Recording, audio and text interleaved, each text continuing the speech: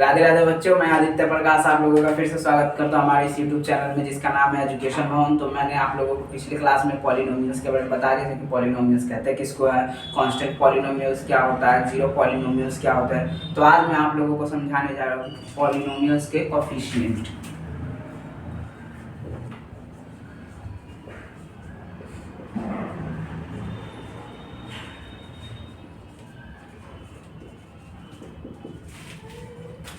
Coefficient of polynomials, ठीक है। तो कोएफिशिएंट आखिरकार कहते हैं किसको है, तो एग्जांपल के द्वारा हम लोग समझते हैं। जितना भी हमारा पॉलिनोमियल, जैसे कि एग्जांपल ले लेते हैं 4x² + 2x + 3। अब ये जो पॉलिनोमियल्स है हमारे पास, तो ये तीन टर्म वाले पॉलिनोमियल्स हैं, मतलब जिसको हम लोग क्या बोलते हैं, ट्राइनोमियल्स, ठीक है। तो इसमें जो वेरिएबल के साथ जो कांस्टेंट होता है उसी को कोएफिशिएंट बोलते हैं। तो पूछ दिया जाए कि कोएफिशिएंट ऑफ x² क्या है, तो x² के साथ कौन सा कांस्टेंट वैल्यू होता है, 4 + 4 इसका कोएफिशिएंट हो गया। Coefficient of x is equal to क्या है, यहाँ पे x का कांस्टेंट वैल्यू क्या है, तो +2। अब यहाँ पे देख लिए कोएफिशिएंट ऑफ बोलेगे, यहाँ तो वेरिएबल ही नहीं, वेरिएबल है लेकिन वेरिएबल का पावर 0, तो x पे पावर 0, तो इसका कांस्टेंट वैल्यू है +3, ये कोएफिशिएंट हमारा निकल गया, ठीक है। अगर बोल दिया जाए कि बताइए, अगर एक पॉलिनोमियल दिया हुआ है -5, इसमें कोएफिशिएंट बताइए, तो कोएफिशिएंट किसका हो जाएगा, x पे पावर 0 का हो जाएगा। x पे पावर 0 का कोएफिशिएंट कितना होगा, -5, ठीक है। तो आई होप आप लोगों को कोएफिशिएंट ऑफ पॉलिनोमियल समझ में आ गए होंगे। अब मैं बढ़ता हूँ zeros of polynomials.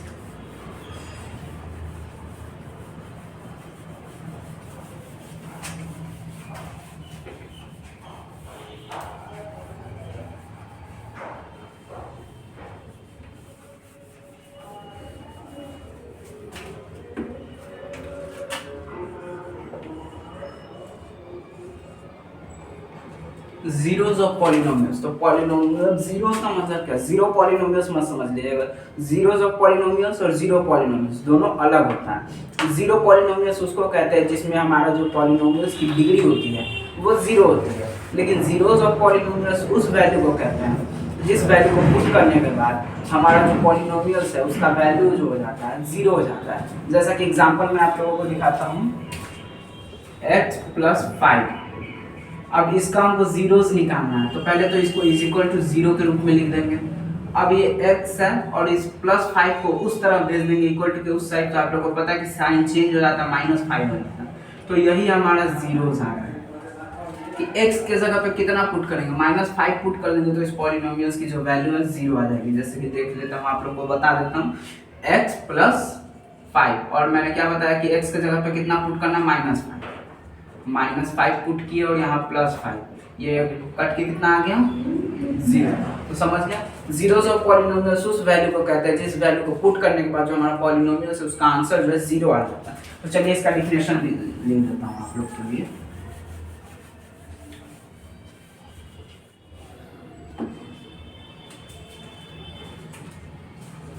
A number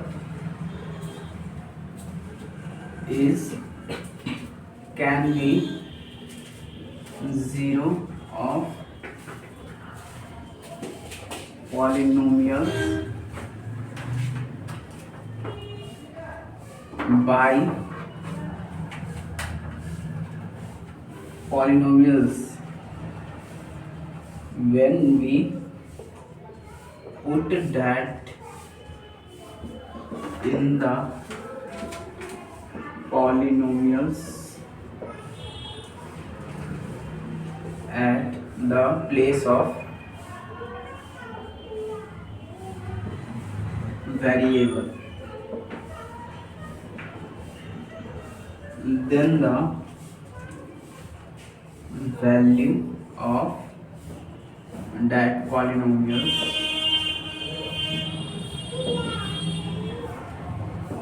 become 0।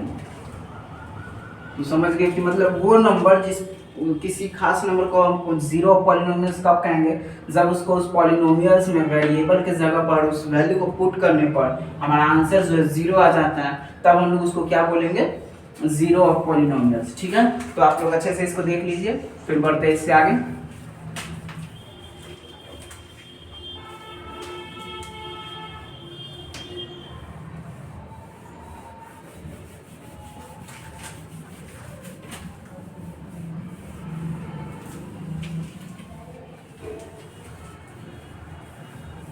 अब मैं आप लोगों को जीरोस ऑफ पॉलिनोमियल्स के कुछ प्रॉपर्टीज देने जा रहा हूँ। Properties of zero of polynomials.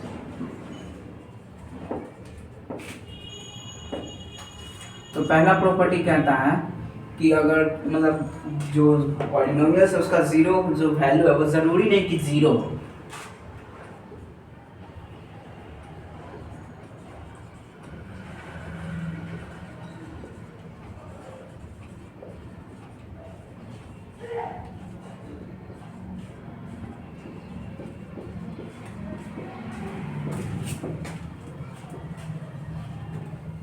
तो पहला प्रॉपर्टी ये कहता है कि कोई पॉलिनोमियल है तो उसका जो जीरोस होगा वो जरूरी नहीं कि जीरो ही उसका वैल्यू हो। लेकिन इसका एक दूसरा पॉइंट क्या कहता है कि zero can be zero of polynomials. मतलब कि जीरो मतलब एक पॉलिनोमियल है तो उसका जीरोस का जो वैल्यू वो जीरो हो सकता है, लेकिन ये जरूरी नहीं कि हर बार जीरो ही होता है। ठीक है, तो अब अगर आपको इसका एक एग्जांपल दे दूं तो इसका एग्जांपल हो जाएगा ये x है। ठीक है, अब इसकी वैल्यू हमको जीरो के बराबर लानी है। ठीक है, तो हम लोग x के जगह पे कितना पुट करेंगे कि वैल्यू जीरो आ जाए, तो वो वैल्यू खुद जीरो होगी। ठीक है, अब ये x square plus x plus 3x³ अब इसमें पूछ दे तो इसको हम लोग जीरो के बराबर लिखेंगे। अगर हम लोग को जीरो के बराबर लाना है तो x के जगह पर अगर हम लोग जीरो पुट करते हैं, जीरो का square zero plus 3 into zero का क्यूब भी हमारा जीरो ही आएगा। तो अगर हम लोग यहाँ पे इसको सॉल्व करें तो टोटल वैल्यू हमारा जीरो आ जाता है। तो क्या जीरो किसी भी पॉलिनोमियल्स का जीरो उसका वैल्यू हो सकता है? तो जरूर हो सकता है। और क्या जरूरी है कि हर बार जीरो मतलब पॉलिनोमियल्स के जीरो जो जीरो ही आए? नहीं, ये गलत है।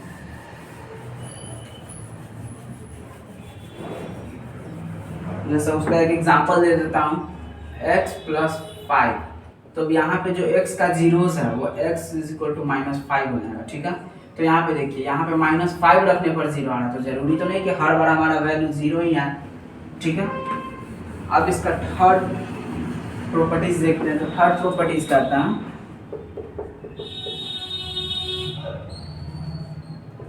Linear polynomials have only one zero. अब देखिए जो लीनियर्स पॉलिनोमियल्स होते हैं मतलब जिसमें जो उसकी डिग्री होती है वो 1 होती है, आप लोगों को बता चुका हूँ। तो उसमें जो अगर उसकी जीरोस है वो केवल और केवल एक ही होगी, ऐसा नहीं कि 2-3 जीरोस के वैल्यू आ जाते हैं। ठीक है, जैसे कि क्वाड्रेटिक जो पॉलिनोमियल्स होता है x² प्लस 2x प्लस 5, ये जो होता है इसमें डिग्री कितनी है? 2 है। तो 2 है तो इसकी जाहिर सी बात है जीरोस की जो वैल्यू आएगी वो भी 2 आएगी। a और b दो संख्या आ सकती है। ठीक है, लेकिन अगर हम लोग लेते हैं x plus 5 plus 3 plus x, ये तो हमारा लीनियर इक्वेशन लीनियर पॉलिनोमियल है क्योंकि यहाँ पे वैल्यू 1 है। तो जब वैल्यू यहाँ पे ये इसका डिग्री जो है 1 है तो इसमें जीरोस की संख्या भी एक ही होगी। ठीक है, दो नहीं हो सकती। अब इसी में हम एग्जांपल दिखा देता हूँ। तो इसमें हम लिख देंगे क्या 8।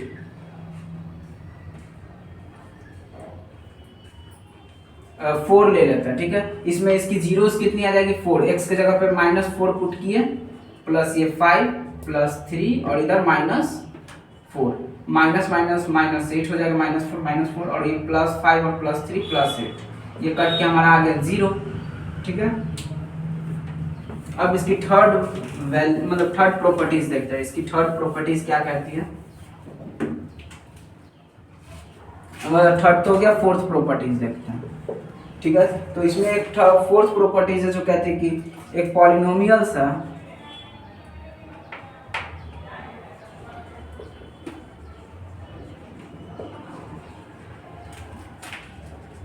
Can have more than 1 zeros। तो ये देखिए ये पॉलिनोमियल मतलब कोई पॉलिनोमियल्स है, लीनियर पॉलिनोमियल्स को छोड़ के उसके बाद क्वाड्रेटिक, क्यूबिक, बाई क्वाड्रेटिक ये सब जो आते हैं उसमें जीरोस की जो वैल्यू है वो एक से ज़्यादा हो सकती है, ठीक है। तो आई होप आपको ये चारों प्रॉपर्टी समझ में आ गई होगी। अब मैं आप लोगों को कुछ क्वेश्चंस करवा देता हूँ जिससे आप लोग निकालना सीख जाएंगे कि जीरोस ऑफ पॉलिनोमियल्स कैसे काम मतलब निकाल सकते हैं।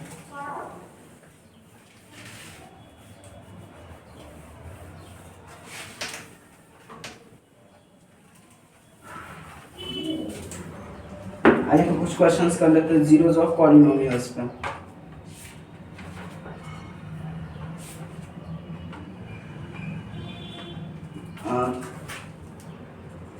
थ्री एक्स प्लस वन, ठीक है।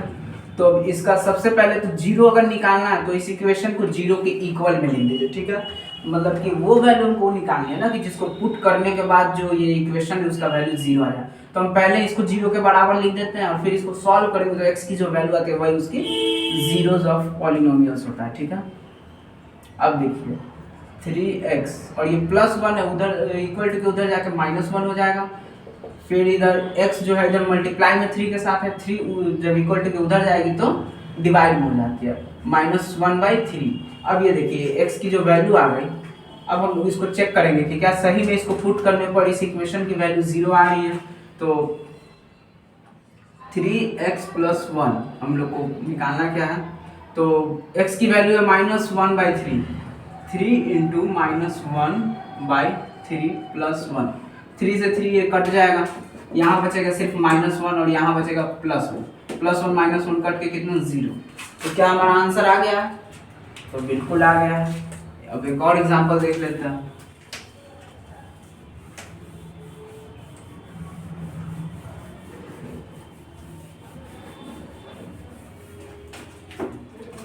नेक्स्ट एग्जांपल आपका हो जाएगा x², ये हमारा बस इतना ही इक्वेशन है। तो सीधी सी बात मैंने आप लोग को बताया था कि इसको 0 के बराबर हम लोग लिख देंगे, ठीक है। अब इसको सॉल्व करेंगे तो x² = 0 हमारा है। तो यहाँ पे x जैसे ही लिखेंगे जो स्क्वायर है उधर जाकर रूट हो जाएगा, लेकिन 0 पे रूट डालने का कोई फायदा होगा नहीं, वो 0 ही आ जाएगा। तो हमारा जो x का वैल्यू कितना आ गया 0, मतलब x की जो जीरोस है वो कितना है 0। तो मैंने आप लोगों को फर्स्ट ही प्रॉपर्टी में पढ़ाया था कि x का जो मतलब ये सेकंड प्रॉपर्टी में कि पॉलिनोमियल्स का जो 0 है वो खुद 0 हो सकता है, लेकिन जरूरी नहीं कि हर बार हो। जैसे देखिए यहाँ पे तो हमारा 0 खुद आ गया, तो हम लोग इसको पुट करेंगे x² के जगह x के जगह पे क्या पुट करना है 0, 0 का स्क्वायर जो कि हमारा 0 ही आता है, ठीक है।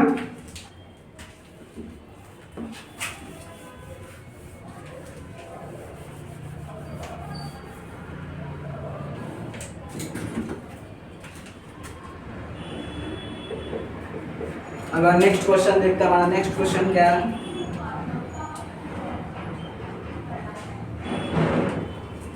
नेक्स्ट क्वेश्चन आ जाएगा x + 1 x - 2,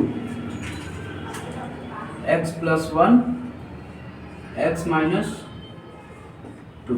तो मैंने आप लोगों को सबसे पहले बता दिया था कि जो लीनियर इक्वेशन होता है मतलब लीनियर पॉलिनोमियल्स उसके जो जीरोस की संख्या केवल एक ही आती है, लेकिन जो क्वाड्रेटिक है, बाई क्वाड्रेटिक है, क्यूबिक है उसमें एक से ज़्यादा हो सकती है। तो देखिए यहाँ पे ये जो इक्वेशन है पहले तो हम लोग इसको सॉल्व करेंगे। ये x को पहले इन दोनों से मल्टीप्लाई करेंगे तो x² - 2x, फिर इस 1 को इन दोनों से मल्टीप्लाई करेंगे तो आ जाएगा +x और ये -2, ठीक है। अब देखिए ये x² यहाँ आ गया और यहाँ पे हम लोग इसकी वैल्यू देखेंगे तो ये हमारा आ जाएगा -x - 2, ठीक है। तो ये देखिए यहाँ पे डिग्री कितनी है 2, तो जाहिर सी बात है इसकी जीरोस की संख्या भी 2 होगी, a और b। अब इसमें हम लोग निकालते कैसे हैं, तो सीधी सी बात मैंने आप लोग को पहले ही बताया था कि बस इसको जीरोस के बराबर लिख दीजिए। अब देखते हैं हमारा a और b के बराबर हमारी वैल्यू क्या है। तो देखिए ये यहाँ पे मल्टीप्लिकेशन में है तो x + 1 को अब ये मल्टीप्लिकेशन में उधर जाएगा तो डिवाइड में हो जाएगा। जीरोस को किसी भी संख्या से डिवाइड कीजिए वो 0 ही आती है, तो इसको हम लोग 0 के बराबर लिख सकते हैं, ठीक है। अब देखिए x अब ये +1 है उधर जाकर -1 हो जाएगा, ठीक है। ये हमारा a की वैल्यू आ गई, a = -1। अब निकालना है b, तो देखिए अब इस बार क्या इसको इधर रहने देंगे, ये मल्टीप्लिकेशन में है तो इसको उधर भेज देंगे डिवाइड में x प्लस 1, तो ये हमारा फिर से वैल्यू जो है 0 यहाँ आएगा। तो हम लोग लिखेंगे क्या, x minus 2 is equal to 0। अब देखिए x, अब ये माइनस 2 जो इधर है उधर जाके क्या हो जाएगा प्लस 2 में हो जाएगा, तो ये हमारा b की वैल्यू है प्लस 2। अब देखना है कि क्या सही में इसको रखने पर हमारा आंसर जो है 0 आ रहा है। अगर दोनों जीरोस की वैल्यू तो दोनों को रखने पे 0 आना चाहिए, तो एक बार हम लोग रखेंगे -1 को, ठीक है, at x is equal to -1, x plus 1 x minus 2। अब देखिए x तो x उतर गया और ये -1 रखा जाएगा, +1 माइनस सॉरी x के जगह पे -1 रखना है ना, तो यहाँ पे -1 रख दिया और यहाँ +1 है और यहाँ पे आ जाएगा -1 -2, ठीक है। ये +1 -1 0 हो गया कट के, और मल्टीप्लिकेशन में है यहाँ हमारा -3। अब 0 को किसी भी संख्या से मल्टीप्लाई करेंगे तो हमारा 0 ही आ जाएगा, तो ये तो सही है, ये तो वेरीफाई हो गया। अब देखते हैं +2 वाला, x plus 1 x minus 2 is, अब देखिए x के जगह पर रखना +2 प्लस 1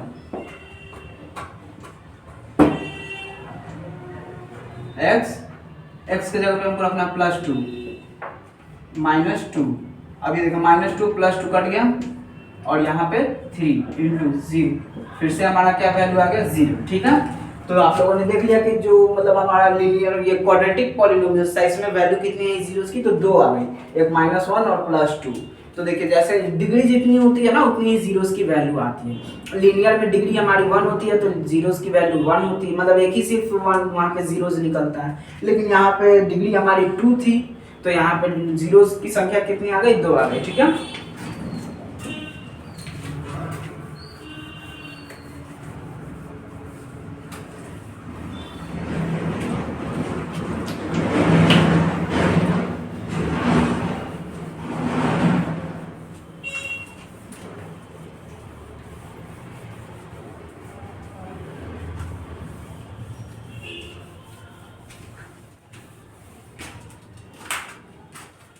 अब और भी कुछ एग्जांपल्स देख लेते हैं, आप लोग को करवा देता हूं।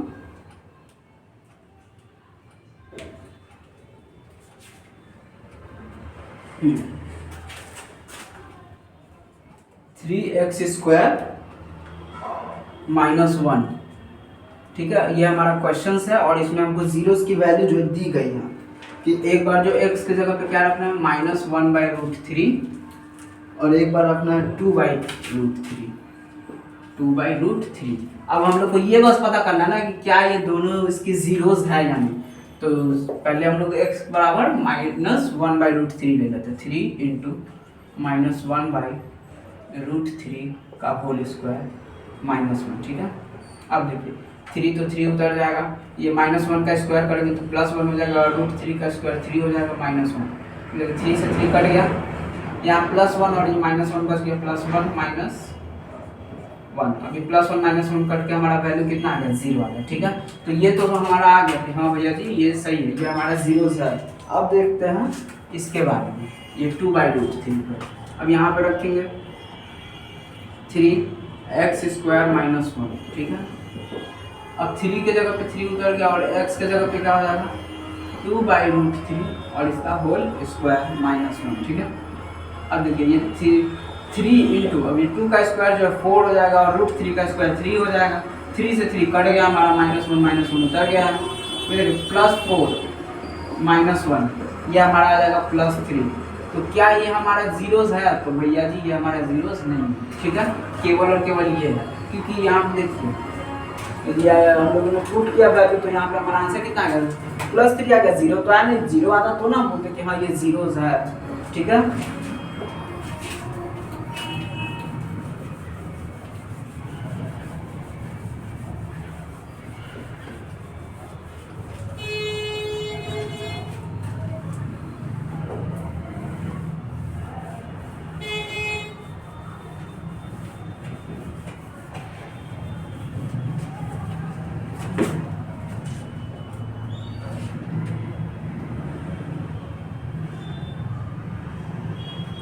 अब चलिए एक और क्वेश्चन देख लेते हैं। 3y cube plus minus 4y plus root 11 और इसमें हमको जीरोस की वैल्यू क्या दी गई है, y बराबर 2। ठीक है, y बराबर 2 मतलब 2 के जगह पे पुट करके देखना है और इसको वेरीफाई करना है कि क्या ये इसकी जीरोस की वैल्यू है या नहीं। ठीक है, तो चलिए देखते हैं। 3 और y की जगह पे 2 रख देंगे, 2 का cube minus 4 into 2 plus root 11। अब देखिए 3 इंटू 2 का क्यूब करेंगे तो 8 आ जाएगा, माइनस 4 इंटू अब यहाँ पे 2 रख देंगे प्लस रूट 11 को जैसा वैसे उतार देंगे। 8 3 ज़ा 24 माइनस 4 2 ज़ा 8 प्लस रूट 11। अब इसको जब हम लोग सॉल्व करेंगे तो ये हमारा आ जाएगा प्लस 16 प्लस रूट 11। हमारी वैल्यू 0 तो आई नहीं, तो ये जो है इसकी जीरोस नहीं है।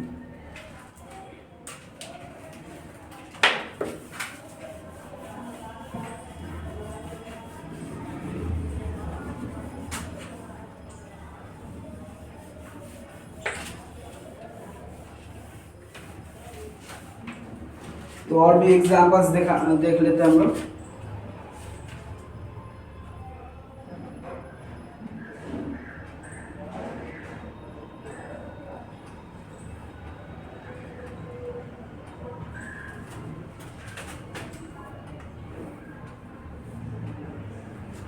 एक एग्जांपल दिया हुआ 1x प्लस m और हमको x की जो वैल्यू दी गई है वो कितनी दी गई है, माइनस m बाई 1। तो देखिए इसको मतलब नीचे में 1 दिया हुआ है, या 1 लिखिए या ना लिखिए कोई फर्क नहीं पड़ता, तो इसको हम डायरेक्ट माइनस m लिख सकते हैं। ठीक है, तो आइए इसको वेरीफाई करके देखते हैं कि क्या वो सही है या गलत।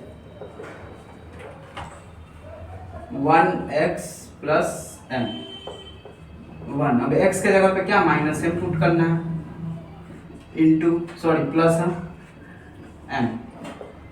अब इसको यहाँ हम लोग मल्टीप्लाई करेंगे तो माइनस m हो जाएगा और ये प्लस m हो जाएगा, और जो कि कट के हमारा क्या आ जाता है 0। तो क्या ये हमारा जीरो से रहता है? हाँ। आप लोगों को बहुत सारे एग्जांपल्स करवा दिए हूँ जिसके द्वारा आप लोगों को कंफ्यूजन तो होनी नहीं चाहिए। तो अब मैं आगे बढ़ता हूँ, अब चलता हूँ रिमाइंडर थ्योरम पे। ठीक है, रिमाइंडर थ्योरम। तो रिमाइंडर थ्योरम क्या कहता है कि जैसा एक संख्या दे दिया गया 4x square plus 3x plus 2, अब इसको जो है x माइनस 1 से डिवाइड करने पर रिमाइंडर कितना बचेगा, यही हमारा क्वेश्चन है। ठीक है, तो जब ये रिमाइंडर को थ्योरम क्या कहता है कि ये जो x माइनस 1 जो इसका डिवीज़र है, डिवाइज़र जो है ये x माइनस 1, इसको अगर हम लोग जीरोस के जगह पे पुट कर देते, मतलब जीरो के इक्वल पुट कर देते हैं, जीरो के इक्वल पुट करने पर क्या होगा, हमारा इसका जीरो निकल जाएगा।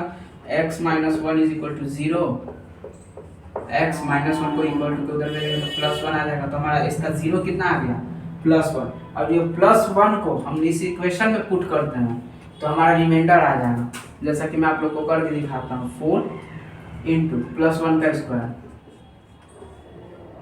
प्लस 3 इंटू प्लस 1, प्लस लिखे ना लिखे कोई फर्क पड़ेगा नहीं, माइनस होता है तो लिखना पड़ता है, प्लस 2।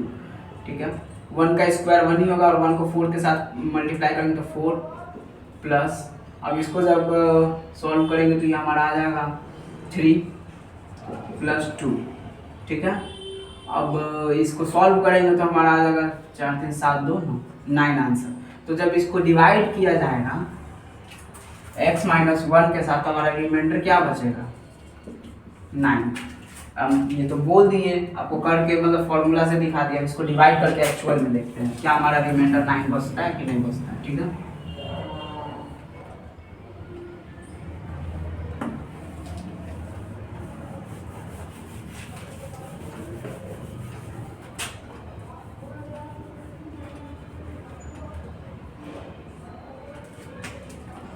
x माइनस 1, तो देखिए यहाँ पे x माइनस 1 है और यहाँ पे x स्क्वायर है। तो सबसे पहले तो हम इसको x से मल्टीप्लाई करेंगे तो हमारा x स्क्वायर आएगा, और x स्क्वायर के बाद और क्या आना चाहिए, 4 आना चाहिए, तो 4 से मल्टीप्लाई करें अब जैसे इसको 4 से मल्टीप्लाई करेंगे तो 4x² तो आ गया, लेकिन इसके साथ में मल्टीप्लाई करेंगे तो -4x हो जाएगा, ठीक है। अब इसको सब्ट्रैक्ट करते तो आप लोग को पता है कि सब्ट्रैक्ट में इसका सिंबल चेंज हो जाता है, यहाँ प्लस था तो माइनस हो गया, माइनस है तो यहाँ प्लस हो जाएगा, ठीक है। ये प्लस माइनस तो ये पूरा कट गया और ये 4 और 3 7x बच गया और यहाँ से +2 उतर जाना, ठीक है। अब देखिए अब इसको किसके साथ मल्टीप्लाई करेंगे तो यहाँ पे अगर हम लोग 7 से मल्टीप्लाई कर देते +7, क्योंकि यहाँ पे प्लस है, +7 के साथ मल्टीप्लाई करेंगे तो 7x आ जाएगा, 7x, और इसको मल्टीप्लाई करेंगे तो -7, ठीक है। अब जाहिर सी बात है सब्ट्रैक्ट करने के लिए इसका सिंबल चेंज करते हैं, यहाँ माइनस हो जाएगा, यहाँ प्लस हो जाएगा। अब यहाँ पे ये कट जाएगा +-7x और ये +7 और +2 +9 हो जाएगा, ठीक है। तो अब क्या हमारा यहाँ रिमाइंडर आ गया 9। अब इसको और तो डिवाइड कर नहीं सकते हैं, तो हमारा वहाँ फॉर्मूले से भी यहाँ रिमाइंडर जो है 9 ही आया था, और यहाँ पे हम लोगों ने एक्चुअल डिवीजन करके देखा तो रिमाइंडर 9 आया। तो रिमाइंडर थ्योरम आप लोगों को समझ में आ गया होगा।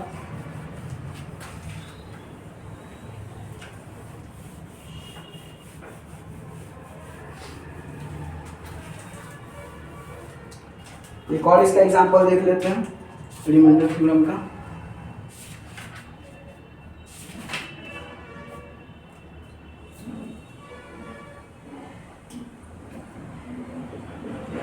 x³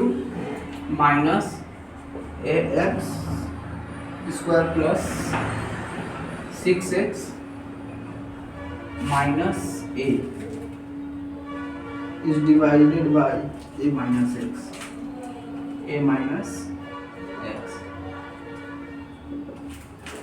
ये हमारा इक्वेशन है। अब बोला जा रहा है कि क्या ये जो इक्वेशन है इससे डिवाइड होगा कि नहीं होगा, बस ये पता करके हम लोग को बताना है। मतलब ये जो हमारा इक्वेशन है इसको इससे डिवाइड करने पर जो रिमाइंडर कितना बचेगा ये बताना है, ठीक है। तो मैंने आपको पहले बताया था कि डिवाइजर को हम लोग पहले 0 के इक्वल लिख लेते हैं, a - x = 0। अब देखिए ये जो है यहाँ पे वेरिएबल नहीं, वेरिएबल का काम हमारा x कर रहा है, ये a जो है वो कांस्टेंट है, ठीक है। तो a को जैसे ही उधर भेजेंगे तो -x इधर रह जाएगा और वो इक्वल टू में चला जाएगा माइनस से माइनस खत्म, x जो है वो a के इक्वल हो जाएगा, ठीक है।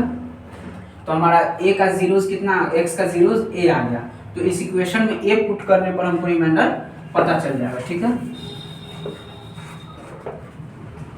पुट x बराबर a का cube minus a into a का square plus 6 into a minus a, ठीक है। a का क्यूब तो a क्यूब हो जाएगा, माइनस यहाँ पे हम लोग मल्टीप्लाई करेंगे तो a² into a minus a³ हो गया प्लस 6a हो गया माइनस a हो गया, a³ से a³ कट जाएगा और यहाँ प्लस 6a माइनस a ये हो जाएगा हमारा 5a, प्लस में 5a। तो हमारा जो ये इक्वेशन में रिमाइंडर आएगा वो हमारा आ जाएगा 5a, ठीक है। आई होप आप लोगों को समझ में आ गया होगा।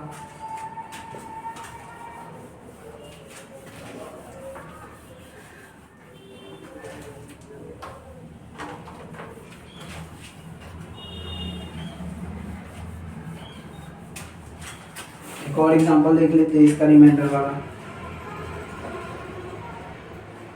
अब देखिए इसमें हमको चेक करने के लिए बताता है, वेरीफाई करने के लिए क्या पूछा है,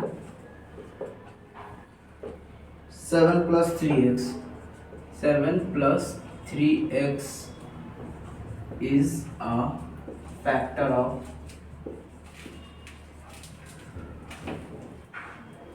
3x³ + 7x, 3x³ + 7x। मतलब बोला जा रहा है कि ये जो 3x³ + 7x है क्या वो 7 + 3x से डिवाइड हो रहा है या नहीं हो रहा, ठीक है। तो इसको निकालने का सिंपल सा फॉर्मूला है कि अगर हम इसको डिवाइड करके देखते हैं और रिमाइंडर जो है हमारा 0 आ जाता है तो डिवाइड हो रहा है, अगर रिमाइंडर 0 नहीं आ रहा, रिमाइंडर कुछ भी बच रहा है तो पूरा डिवाइड नहीं हो रहा। तो सबसे पहले तो हम अगर इसका रिमाइंडर निकालना है तो मैंने बताया कि इस जो डिवाइजर है उसको 0 के इक्वल में कर देते हैं। 7 + 3x = 0, ये जो +7 है वो उधर चला जाएगा इक्वल टू के उस साइड, तो ये -7 हो जाएगा और ये x के साथ 3 मल्टीप्लाई में है तो x के साथ वो x उधर चला जाएगा तो डिवाइड में हो जाएगा -7/3, ठीक है। तो हमारा x की जो वैल्यू है -7/3। अब इस -7/3 को हम लोग उस इक्वेशन में पुट करके देखेंगे।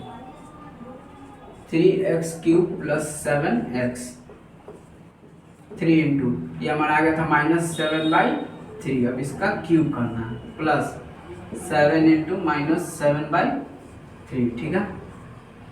3 इंटू -7 का क्यूब हो जाएगा -343 और ये 3 का क्यूब 27 हो जाएगा, प्लस इसको करेंगे तो प्लस माइनस माइनस हो जाएगा -49/3, ठीक है। अब देखिए, अब ये 3 से इसको काटेंगे तो ये आ जाएगा हमारा 9 बार में, ठीक है। अब इसका एलसीएम लेंगे, एलसीएम आ जाएगा हमारा 9, ठीक है। एलसीएम हमारा 9 हो गया, 9 से डिवाइड करेंगे 1 बार में 1 -3 4 3। अब देखिए ये आ जाएगा 3 बार में, 3 से जैसे इसको मल्टीप्लाई करेंगे तो 9 3 27 और 3 4 3 12 और 2 14 माइनस में, ठीक है। अब इसको जब हम लोग सॉल्व करेंगे तो ये आ जाएगा 0 9 और 3 और 1 4 और 1 मतलब 4 आएगा माइनस और बाई 9। अब देखिए ये 9 से तो पूरा डिविजिबल हो, मतलब डिविजिबल भी होगा तो आंसर हमारा 0 आने से रहा। तो जब 0 आएगा ही नहीं मतलब पूरा अच्छे तरीके मतलब पूरा डिवाइड नहीं होना, तो ये जो बोला जाएगा कि नहीं, ये जो है 7 + 3x जो है 3x³ + 7 का फैक्टर नहीं है, ठीक है।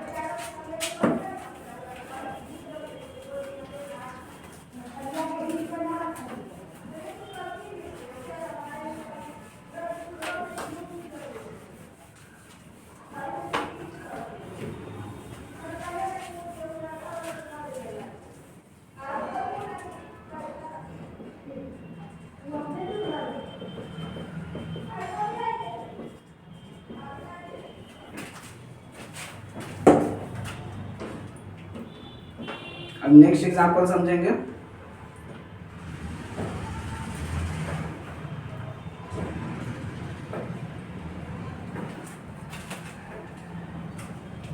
ये हमारा एक क्वेश्चन दिया हुआ है x³ + 3x² + 3x + 1। अब इसमें हमसे पूछा है रिमाइंडर, लेकिन इसका डिवाइजर 1 नहीं दिया हुआ है।